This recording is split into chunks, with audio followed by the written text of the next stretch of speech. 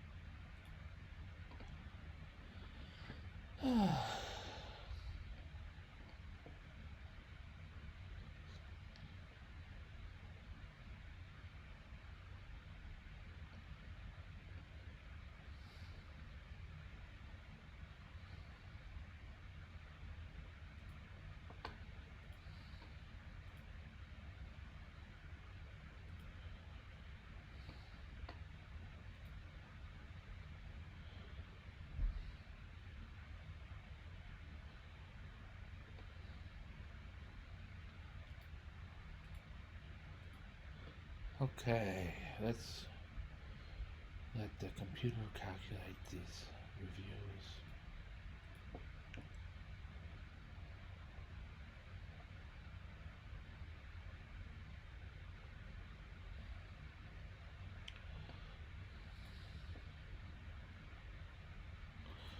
See that the game got kind of sloppy during time control and this rather interesting and complicated endgame.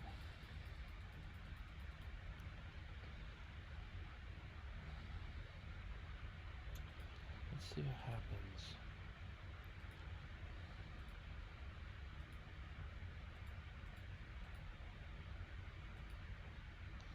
Okay, let's see what happens here. I want to find out how the game goes from this point with best play or near best play without exchanging the lead. White to move. I captured on g4. I didn't want g3. My pawn's going to take longer to get there with pieces in the way and it's farther back. I didn't want g3 by any means. c4 hadn't been played yet, so maybe g3 was actually defendable with bishop to b5, right? I had somehow in my calculations I had the c pawn blocking my pawn at b5. So in the game, I actually played this capture, which leads to a pair of connected passed pawns on the king's side near their king. These guys can take out this bishop, and it just works out that this is going to be a draw. But then we kind of went and I gave this check that didn't make much sense, and this pawn race kind of ties in a weird way. But look, before we even get there, the way, if it were a tournament game, the way I let this slip was with not c4, but actually bishop to e4. I think is bad here. Bishop e4 check, maybe even earlier than that. Oh yes, as the computer indicates, f takes g4 doesn't calculate out well for white. The win is in eventually bishop b5, but you can't put, I can't push c4 before that. So here we'll play as white and say perhaps like, yeah, just bishop to b5 instead is stronger altogether. Looks like it's the only good move for white here. Bishop b5 is winning. Some of these moves, f takes g4. Some of these other moves are okay, but bishop b5 is winning.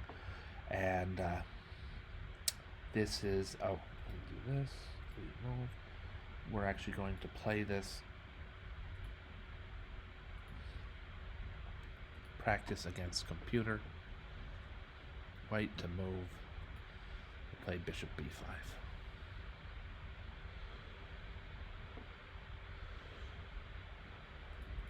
I think c4 is sort of in passing. Wait a minute. How does...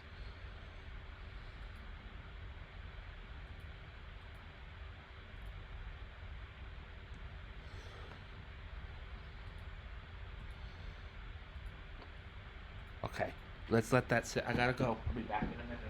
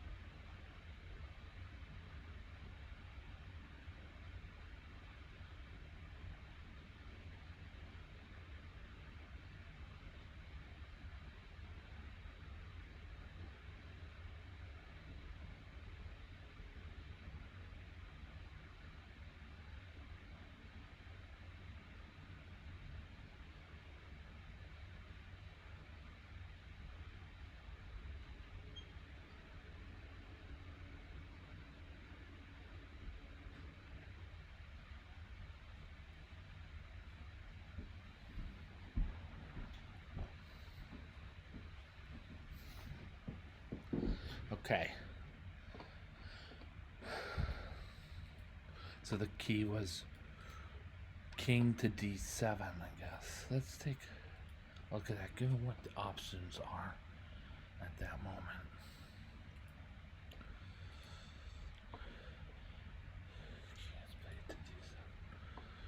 Okay, so there are 3 winning moves. One of them is bishop to f1.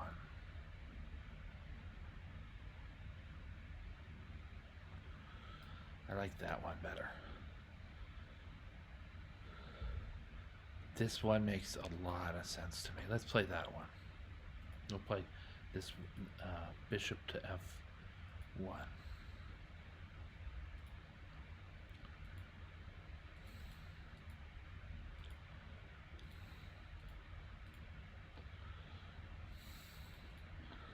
gonna make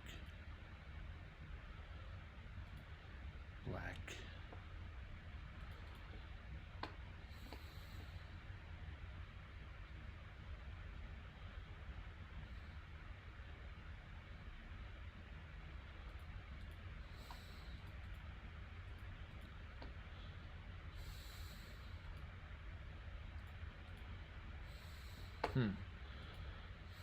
didn't work.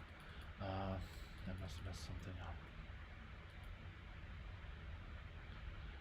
Bishop to f1 might not be the way.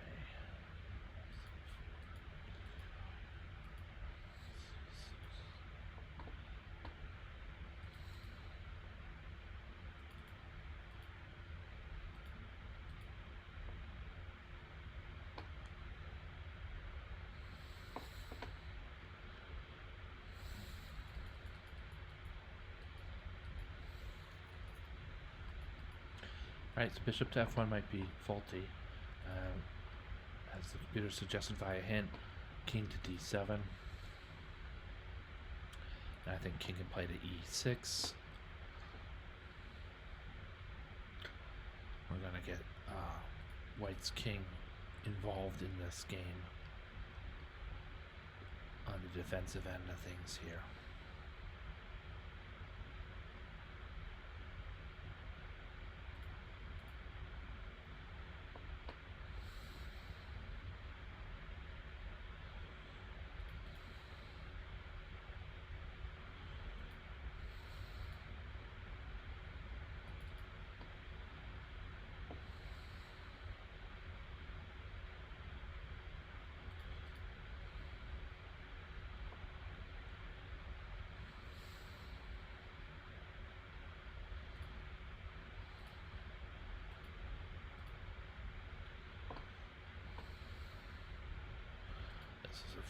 This would be a very long calculation. Extremely long calculation. I think white is going to pull through here. Not with that.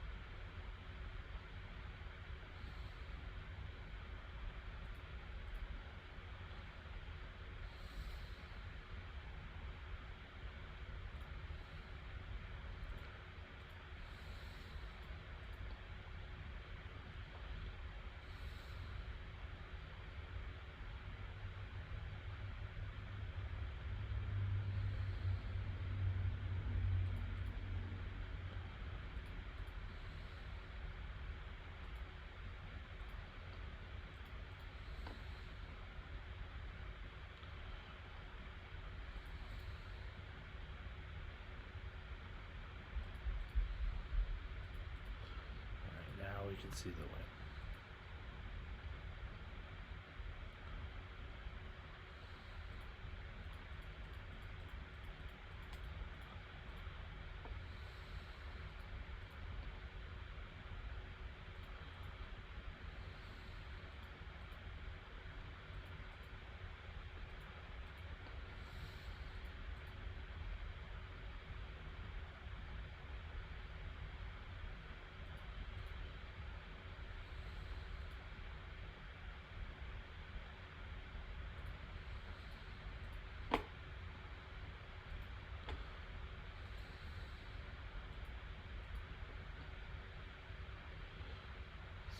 game, as it were, went like this.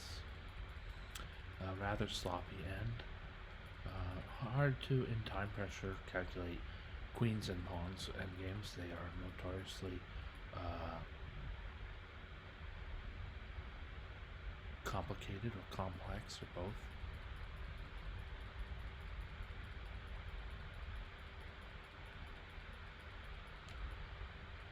And finally, checkmate with only 0.6 of a second left. Let's review this game. See if this game is accurate.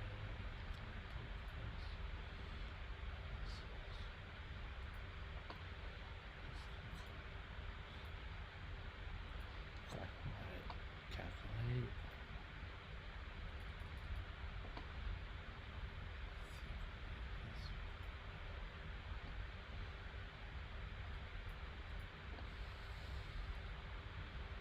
The game was not accurate. However, it was rather complicated, so it might sort of lend into why the game wasn't quite that accurate.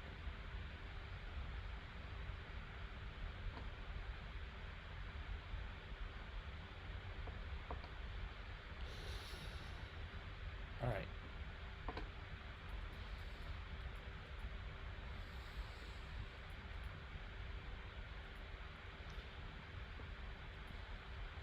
So we had black start off with flank opening, Fiend Shadow Bishop, hyper modern opening, however you want to call it. His bishop's on g7 and he's ready to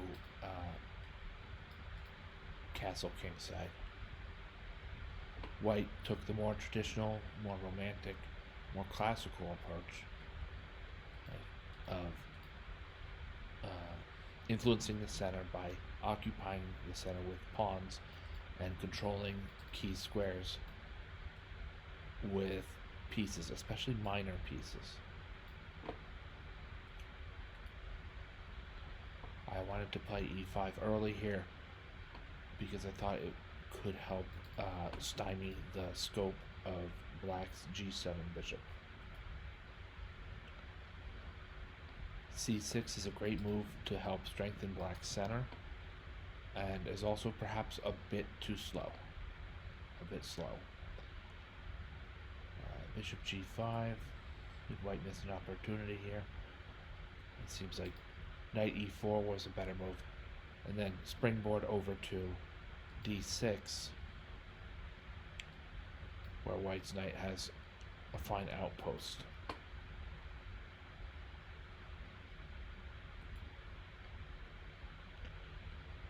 Bishop g5 for the pin.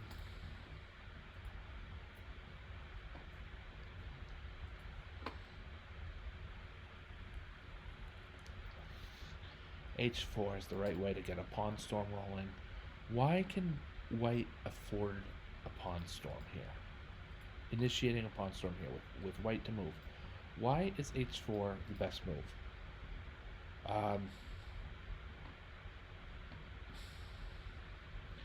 Look, he's a move and a castle away from castling to the queen side. He's a move and a castle away from castling to the king side. He's at the center behind a pawn that is well supported.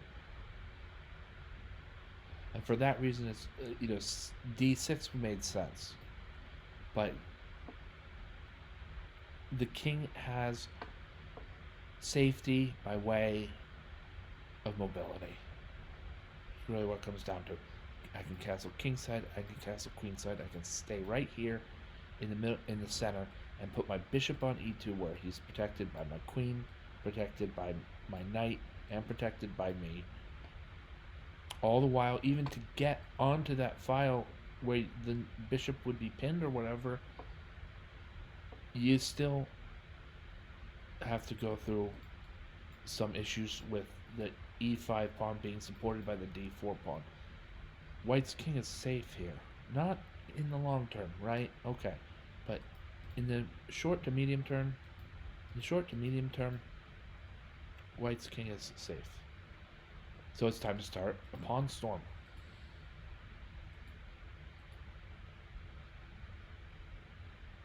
If we trade queens, White's king will definitely be safe.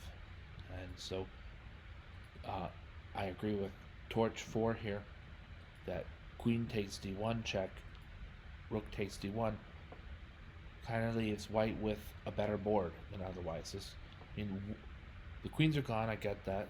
Black's king is castled, I get that. Note too that White's king on e1 is safe, like we discussed before. White has an advantage in initiative. What's Black gonna do about the about the knight on e7 that's currently being attacked without a defender? White has more advanced pawns for more aggressive play. Those pawns are protected. And, White has most of his pieces off of the back rank. Or at least they've moved, or at least 3 pieces have been stagnant. So that could be a liability for Black. The clock. White has enough clock, 4 minutes and 21 seconds. Black has used only as few as 8 seconds to get to this point. So has an advantage on the clock. And a slight to moderate advantage in king safety. Materials even, and it's a game. It's a queenless middle game, and White has a strong advantage.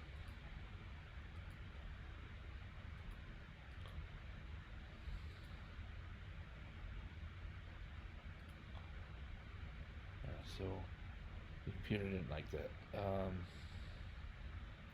Yeah, the move here would be knight takes e5, knight takes e5, bishop to f6, hitting at the knight that has now moved to e5, and wherever that knight moves,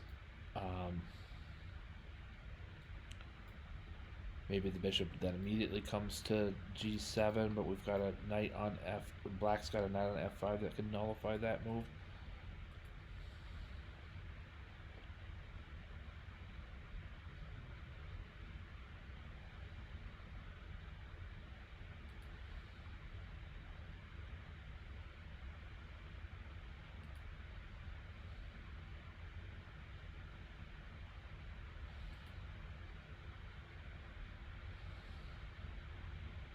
Let's play out the computer's suggestion here.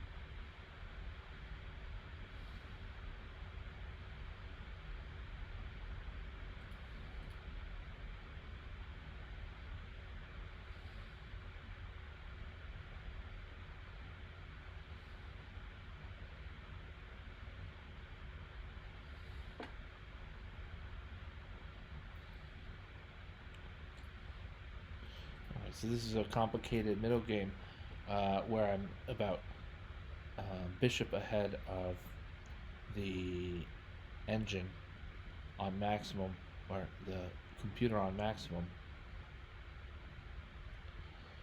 I can play this for a while, but the computer's gonna outplay me. With enough pieces on the board, the computer's always gonna outplay me. So we'll just understand maybe that. Uh, where were we? Knight takes e5, knight takes e5. It's a little bit better than what I played in the game.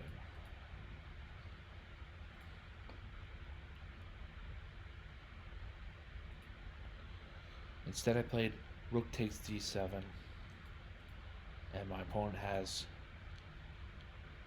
a sizable advantage. The blunder, this is closer to being a blunder, in my opinion, and maybe not yet. Now, g4 kicks this knight that had been protecting the e7 square. The e7 square has become important, and in the complications, my opponent made a mistake. Bishop c6. Chop or clear off that bishop. Clear off that bishop.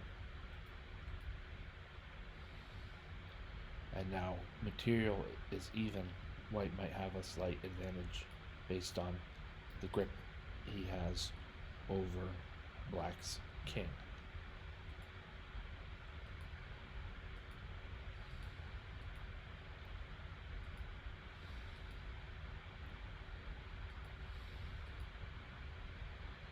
Right, and then just the force of this is a position where white can force material trade rook for rook. Take a look. It's white's turn to move. How does white? Well, it's probably how I played in the game, right? So this forces trade of rooks. The rook tries to escape trading piece for piece and checkmate on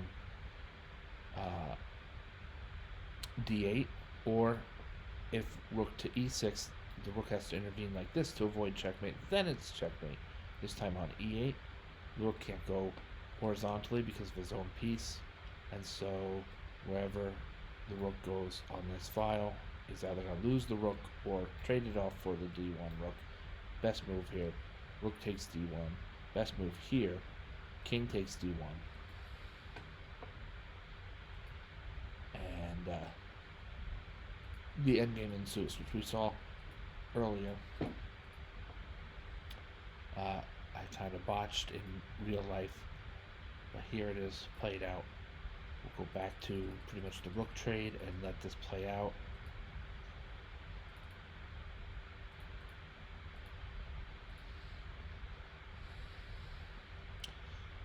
You notice that the relative piece values hold strong even in strange situations where we're talking about a material inequality based on a bishop versus a rook, or perhaps a bishop and a pawn versus.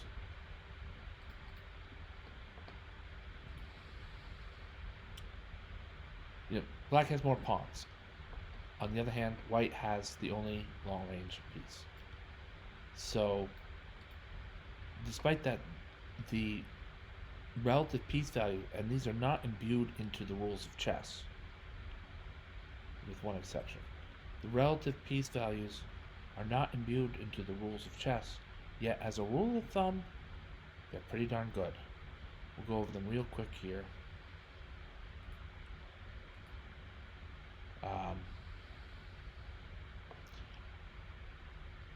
We'll use black's queen side. E. The king at e8 is about 4 as an attacking player in the endgame, but as importance to the game, infinite. Imbued by the rules, infinite. D. 9. Queens are worth 9. The bishop is worth 3. The knight is worth 3.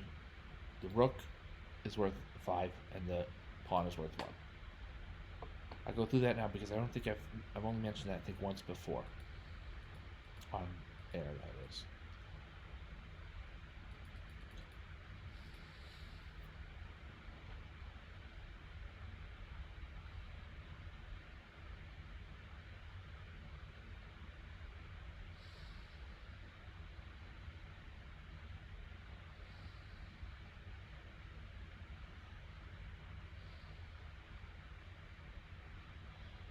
This wasn't the this. What the heck is this? That's not the playthrough I wanted. Oh well. Eh.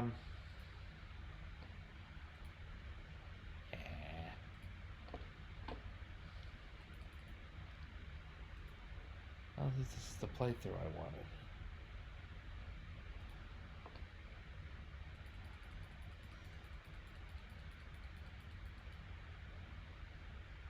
Wasn't there one where we stopped Black from queening altogether? I must have closed it. Well,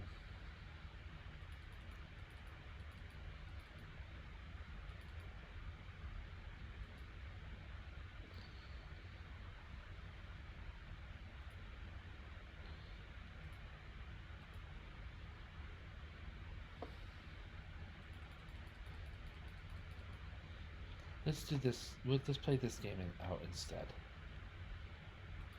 Go to a spot where Black is nice and comfy in the lead, and see if we can beat the computer on maximum from that comfy spot. G4 is still good. Rook A5. This is okay. This was the disaster. Rook to A2 was a disaster. Rook to A5. Let's see if that's mostly permission to attack White's rook with my king. Oops.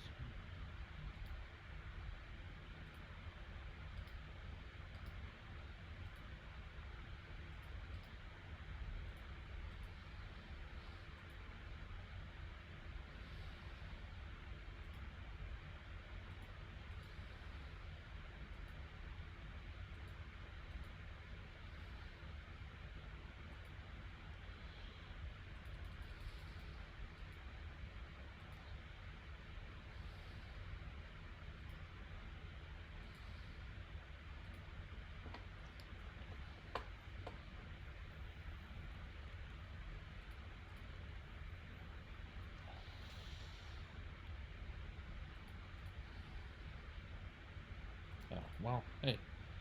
I'll get some. That's the rook. Alright, I dig.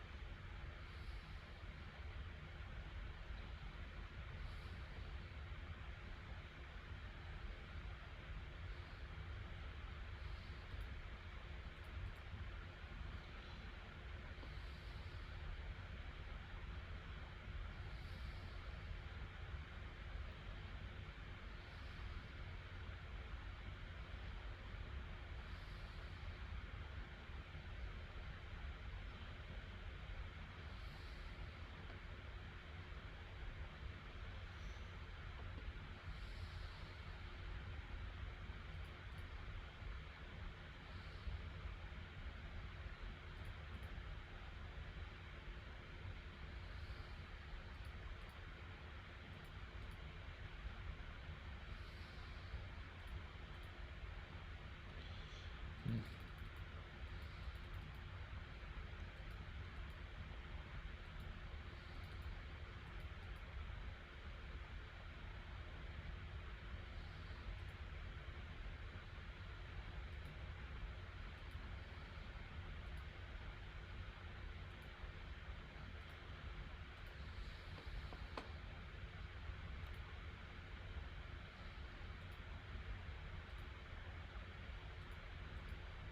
Okay. This is a little bit. This position's a little bit over my head.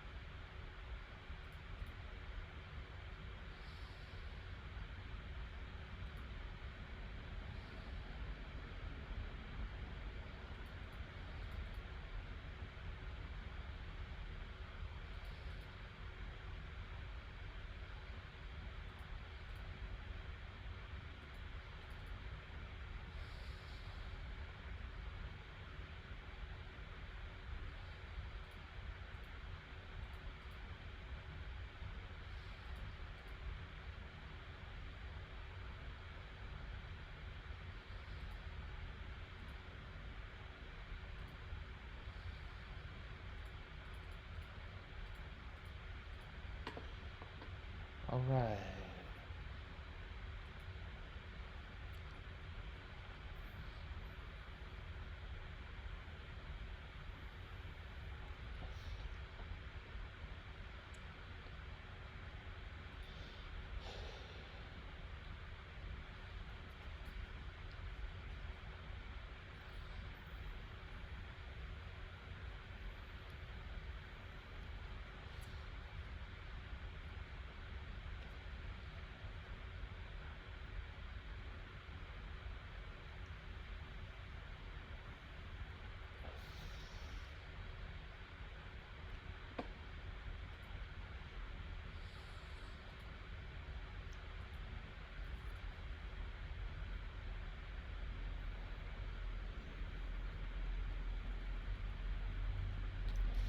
All right.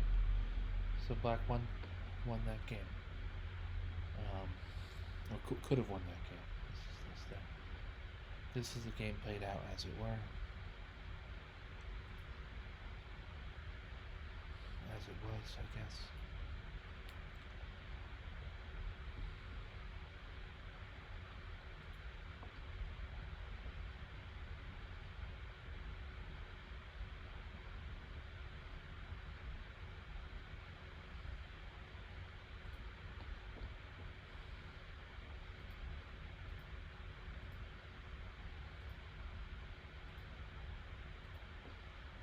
Let's play another game.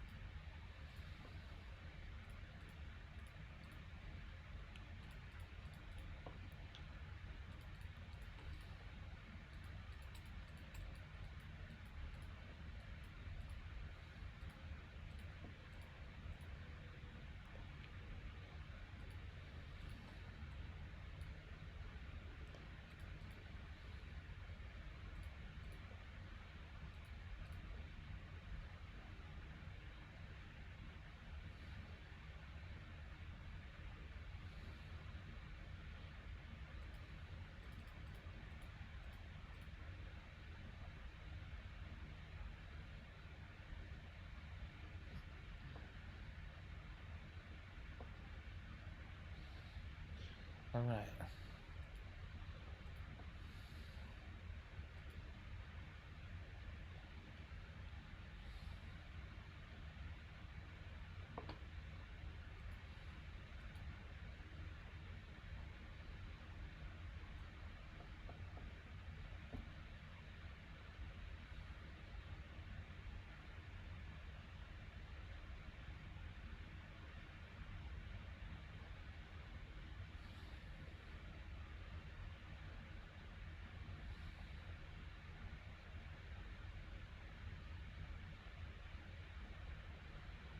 Alright, folks.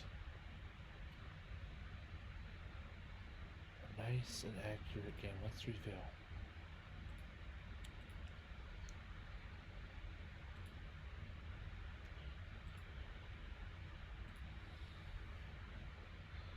Scandinavian defense. I like to play c4 to help hold on to a material advantage. So I have extra pawn here. I'd say white and black are both contesting for the center. For a while there, white was the only one contesting in a manner that included pawns. So let's review this up to this point, till when some kind of mistake happened here with. We'll just review knowing that kingside castles on move 10 was a blunder by black. White has an advantage. The bishop's under attack, so white has the initiative. Also adding to the initiative is the potential of rook e1, which would skewer the queen and king. So that's still part of the initiative. It's early in the game, but as usual, my opponent has a advantage on the clock of 8 seconds. Remember that like these board advantages, this clock advantage is earned, right? So my opponent has 8 seconds on the clock in terms of clock. It's not all that much, but okay.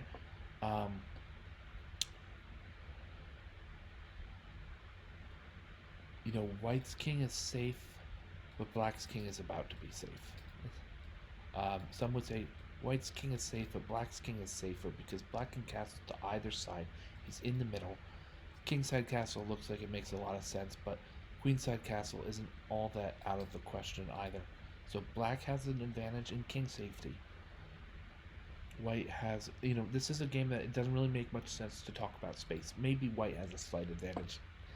I'd rather say that this game doesn't really include the concept of space that well. Mobility is, white has more mobility. Well, it's actually, you know what? I'd say mobility is even.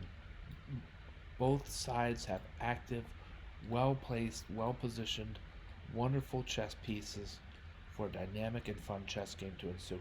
We'll say that mobility is about equal. And material. Both sides have the same amount of material. So it's even Steven in terms of material.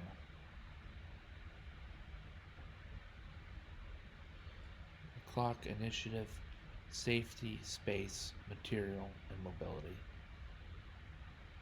White overall probably has an advantage due to mostly initiative. Black needs to solve his, her, or they bishop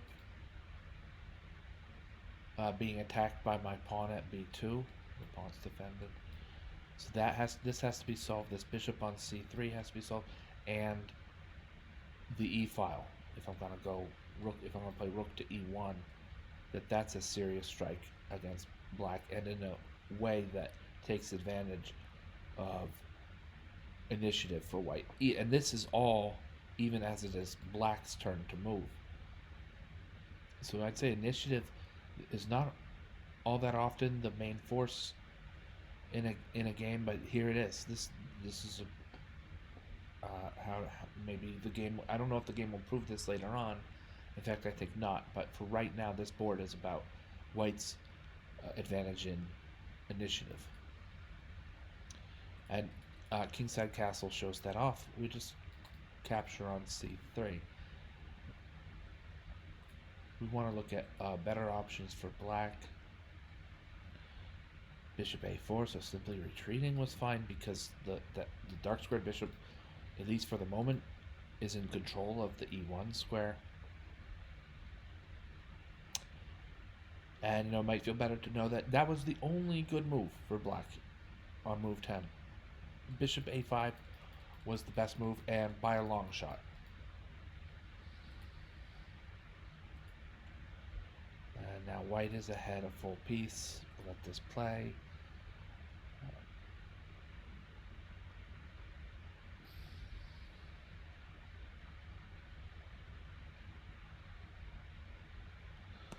Trading one advantage for another. Let's talk about trading one advantage for another.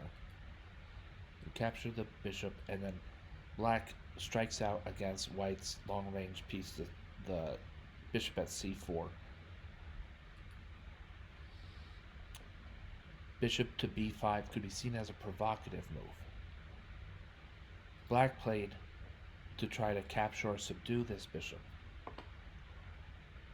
Instead, the bishop moved even farther into black's territory. So we would think of natural moves that combat this, or like pawn to c6, pawn to a7. Black could choose to ignore the threat and maybe play a move like knight to d5. Maybe try to link up knights later on. It doesn't seem to be quite in the cards. And then there's knight takes c7. Or sorry, knight to c7. That's not ready yet, so we'll take that one off. Black played c6, and white, when I made b5, I was ready to move back to a4. I had this part thought out, and I saw that I would be trading here one advantage for another. So maybe I lost the minor exchange. I took away, that black moved the knight to a5. That's black's idea, but in the end, I took away a strong central knight for a bishop that I'm not really sure was doing all that much crazy at the time when he was attacked. It was a loose piece, so sometimes that's a way to probe for weakness. But after removing the bishop, I capture towards the center. There's this grand file for my a1 rook, which will, if I recall correctly, comes into quite a bit of use during crunch time, during the serious portion of the game. Taking towards the center, I now have a connected queenside pawn majority.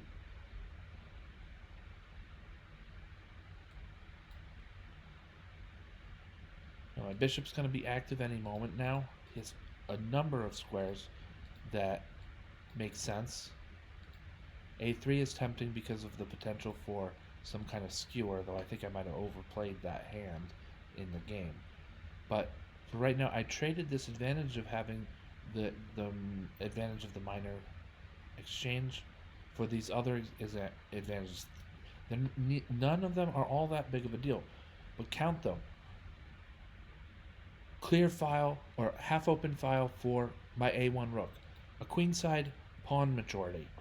At some point, you got to consider the piece I took off this very active and proudly posted knight that was once at c6. All right, that's 3, but that's a lot for just the minor exchange. My opponent pushes a5. Here I am. I'm glad to maybe ruffle things up with this attempt at a skewer. Of course, the rook is in support. Some moves later, we played accurate moves. I want to go to the engine for this part of this game. Rook to e1 shows to me that the danger against black's queen here is more important than a bishop being lost on a3. That's about right. I take some solace in the fact that bishop b2 is also really, really good. These are the two great options for white in this position. Rook e1, great option, and bishop b2, great option. In a tournament game, I don't know which one I would play. In a online blitz game, I know I played bishop to b2. Bishop to b2 is a little bit calmer for white. It keeps things together. We have the white has the extra piece, so we don't have to go crazy over pieces hanging that could be caught, and then a queen sweeping through, and is she teaming up with a knight to put checkmate on h2? We don't need. That's not for the moment, or at least not how I played the game. As a bishop to b2, you got this nice file for my rook. It's contested strongly. That's great. And different we have a number of pieces protecting or would be protecting the rook on a1.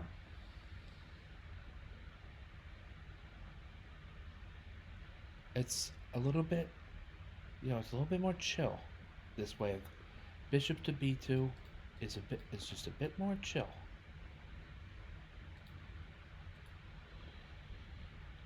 Black doesn't want things chill, so he'll post an aggressive knight on d5. It's protected. It's got all kinds of future in front of it, and he's going to be a key part in this black counterattack.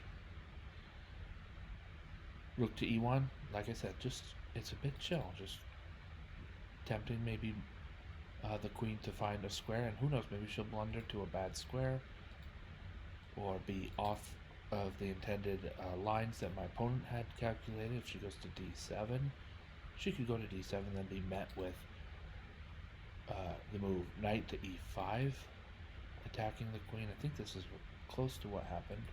No, not quite. It's something different. But it's just a calmer approach. All this seems more calm to me, and it's because I have a bishop helping take care of things on e1, and the queen and the rook can do what they want, or do as I place them, but that the rook will be not safe from capture, but safe from capture without recapture. I found the right move here.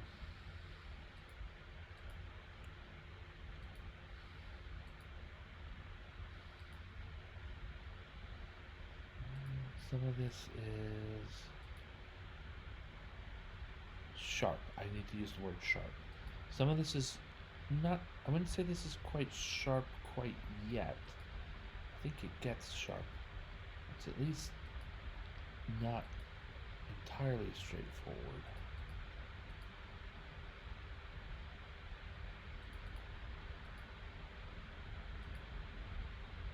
This was the point. So here, after queen g5, I like this. I thought, I already have this covered.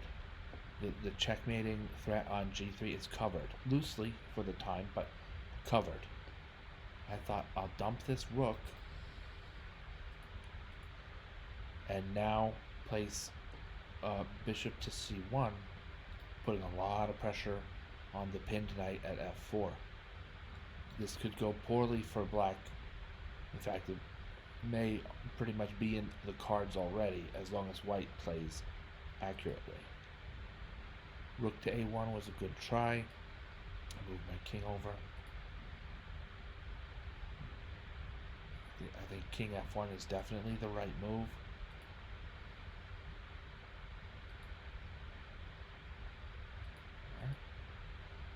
And now white is ahead by 2 pieces against a pawn. So we're just gonna close this out. Trying to trade rooks. There it goes. It's easy peasy.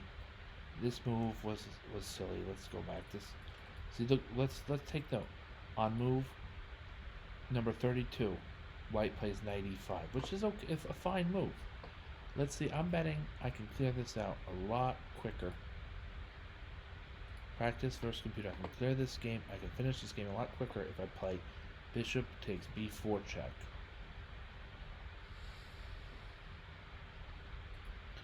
Then knight to e5.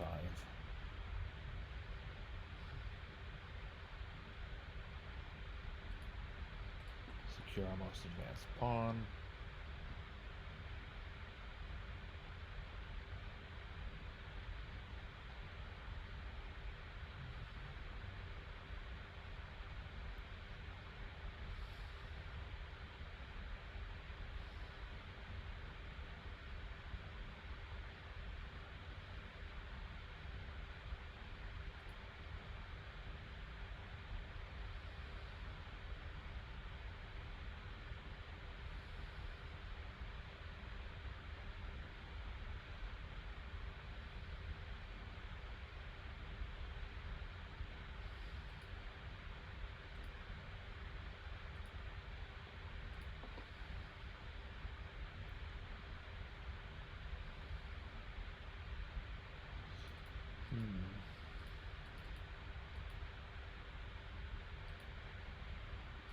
Let's keep the knight on c4.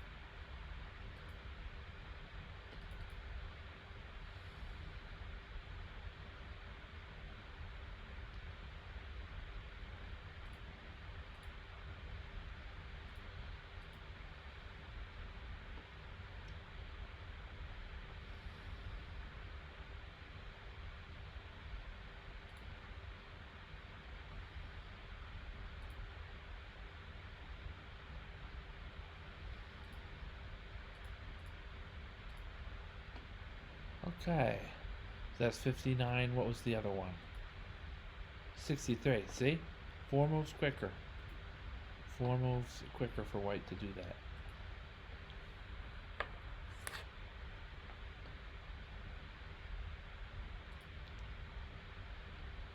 Alright, I think that's going to be all for this session.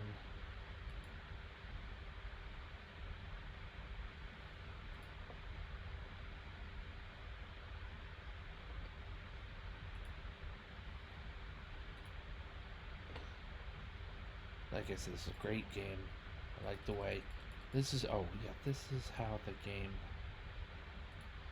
ended in real time. I think I showed a branch away from this, but not the actual way that things ended. So we're at where the rooks trade, and we're starting to pile on pressure against the knight. We captured the queen and the knight, but the resulting position has white quite well in command of any pieces placed on the board. So now, this is dust up, as it's sometimes said. It's not all that much different in many ways from what happened in the game. I will tell you this. Around here, I decided to start chasing pawns with my knight. I was going to give away the pawn onto the h-file, split up black's, kingside pawns, and that probably would have been fine. I have enough pawns to handle it. They're spaced in a good way. I've got a bishop for long range action. But then I kind of said, hold up, let's not throw this one away in some kind of weird fashion like that. This is an entire knight. So I moved in a position to be able to support that knight and escape from having only 3 available moves. The knight in the corner has two available moves, but this one is not quite in the corner. It has only 3 available moves. That could be dangerous against a king coming to f8, and the g pawn, secures both of these squares, as the king might secure e7. But I said, why am I giving away a knight? There's no reason for that. That's senseless. So knight to e7, and the knight is now powerfully back on the board and in control of a lot of squares. Notice that in attacking g7, black's gonna lose one pawn or the other here to prevent g7 from being captured. Black will lose h6, and in this way, without my giving up my knight,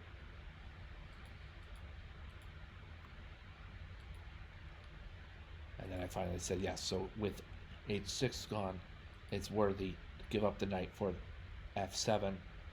I have a bishop and 2 pawns to the better. And here we go.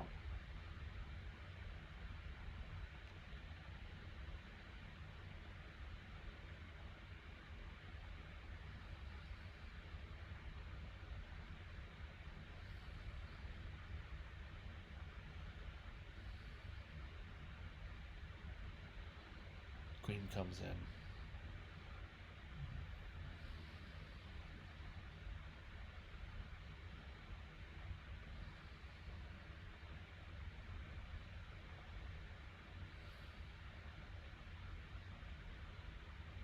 That was the game as it were. I am going to decide to play this end a little bit different.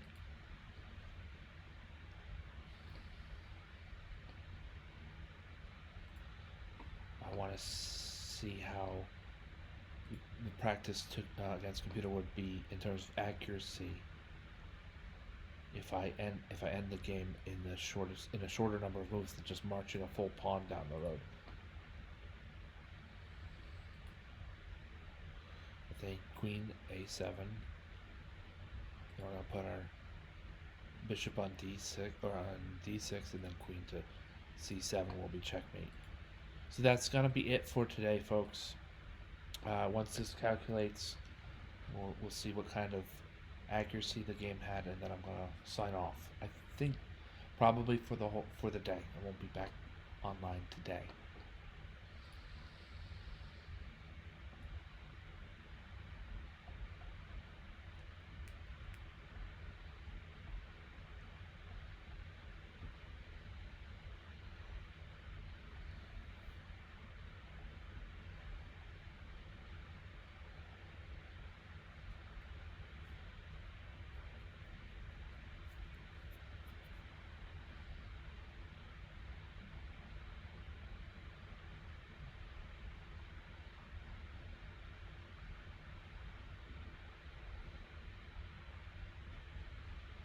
Alright, well, so I see that it was a little bit more accurate, but not all that much, and that's fine. I'm okay with that in this particular instance.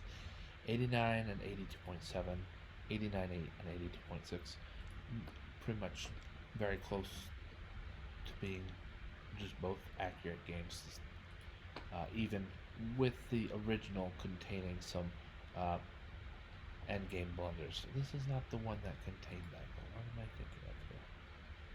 It's the game as it were, the game. This is without the blunders. And this might be, maybe we have endgame blunders in one of these.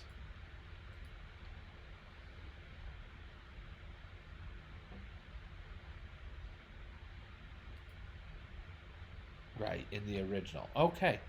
Hey, hey, hey. Okay, so thank you all for watching. Thank you, Gravitrons. I'm More Gravity. Have a great night.